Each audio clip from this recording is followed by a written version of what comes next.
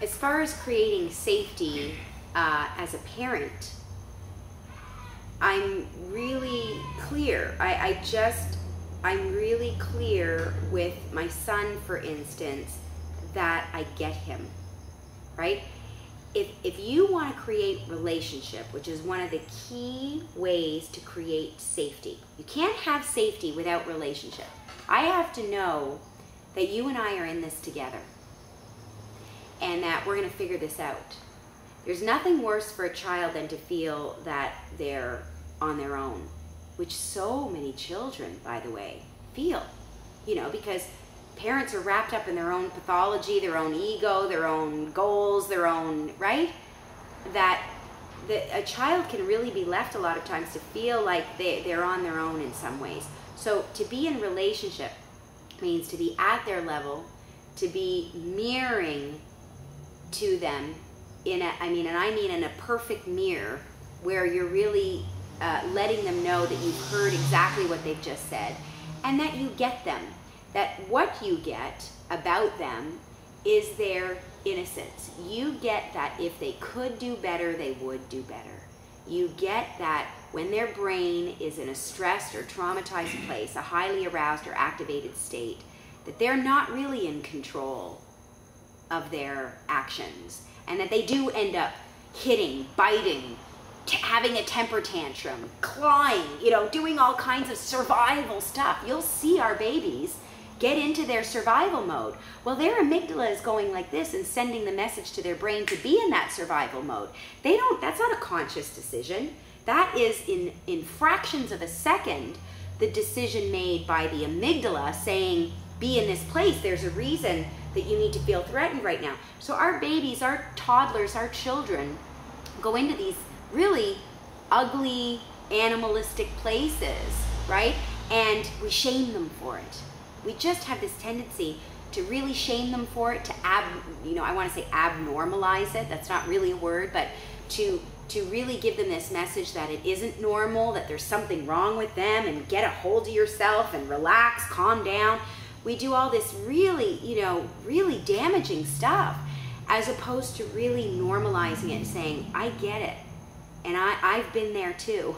And I know that when you feel threatened and scared, you can't control what you're doing. You go into this place. And so I know that if you could do better, you would do better. And my son, about a year ago, really did go through a stage of really viciously hurting other people. And in fact, he was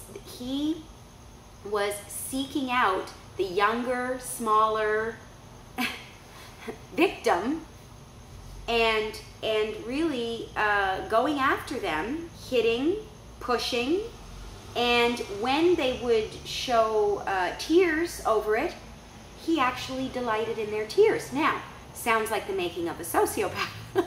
So as a parent, freak out when you see something like this. But really, it just needed some attention. It just meant that he was struggling inside with something and he needed to be in relationship with somebody about it, and he needed me down with him, mirroring what felt ugly inside, and he needed a leader to say, we're gonna figure this out, I'm here with you, and I know if you could do better, you would. And I just kept giving him that message that he was healthy and he was good. He was healthy and he was good, and that if he could do better, he would do better. I didn't shame him for it. I normalized it. And then I set up limits and boundaries. I set up consequences. I contained the energy. I completely reduced the little bit of media that he was being exposed to at the time. And I did actually start giving him some little time-aways in his room when it was over a very serious matter, like hitting and hurting and delighting in it, that, he needed to be removed. And boy, did he hate those time-aways. And it worked. And I mean, it worked in less than a week. The behavior was gone. It worked in less than a week. I just got on board with his caretakers, the people who help me to really take care of him. And so we all got on, the same page. And so in less than a week, it was gone. And then, because he is quite a little precocious guy, I asked him, because I was getting calls, from clients and working on other cases where children were experiencing these same kind of behaviors, and parents were saying, oh my goodness, I think he's on his way to becoming a sociopath. And I said, oh, don't worry about it. Been there, done that, right? And I could share my experience. And what I did was, one time when I was on the phone, I had with someone who was asking for help in this department. My son was right there, and I said, Jules, maybe you'd like to share, what we did, right? I mean, he just loves that. I can't tell you what it means to him to be part of my work. He always wants to be part of my work. He likes to come in when I'm in session and visit my clients and see who's there and what they're doing, and he likes to be invited and, included. So I was including him, and he said, oh yes, Mama, you tell them those timeouts really helped. They really helped. And I said, you really didn't like those timeouts. He said, I really didn't like those timeouts, but they really helped. I think that turned things around, because he, had heard me saying things got turned around, So he was in that age of imitating, your exact phrases. And it was wonderful. Like, that's the kind of open dialogue we have. I'm in relationship with you. You're normal. I'm fallible. And I can lead you in the best way I can. And it's not always perfect, but we're in relationship.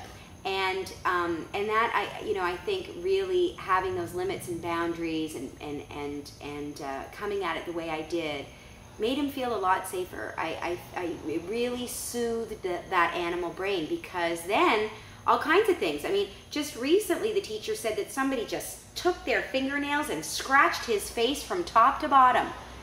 And what did he do? He just looked at them and went over to the teacher and said, so-and-so just scratched my face. And the teacher was so excited to be able to say to me, he does not go into that, he's not easily activated back into that animal zone anymore. He's more regulated, more in the window of tolerance, so that something like that can happen to him now, and he's got the reserve in his nervous system to tolerate it better, right?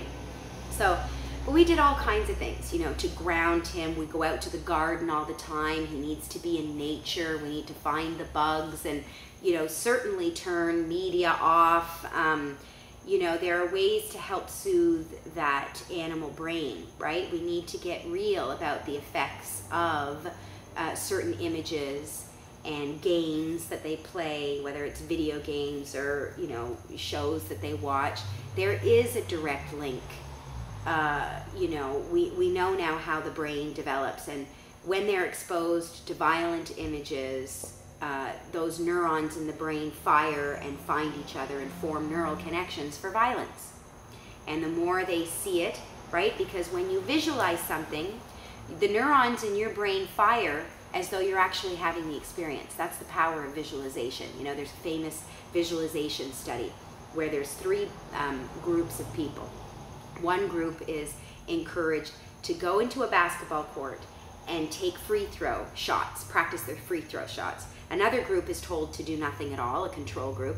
And another group is told to not go into a basketball court, but to sit wherever they are, like in this chair, and imagine themselves taking free throw shots.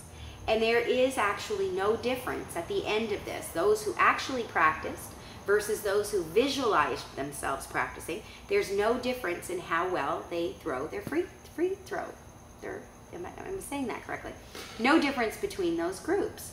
So what that tells us is that visualizing themselves practicing fires neurons in the brain to the muscle groups, so that they're actually having the experience even though they're not actually having the experience. So we know that that's the power of media.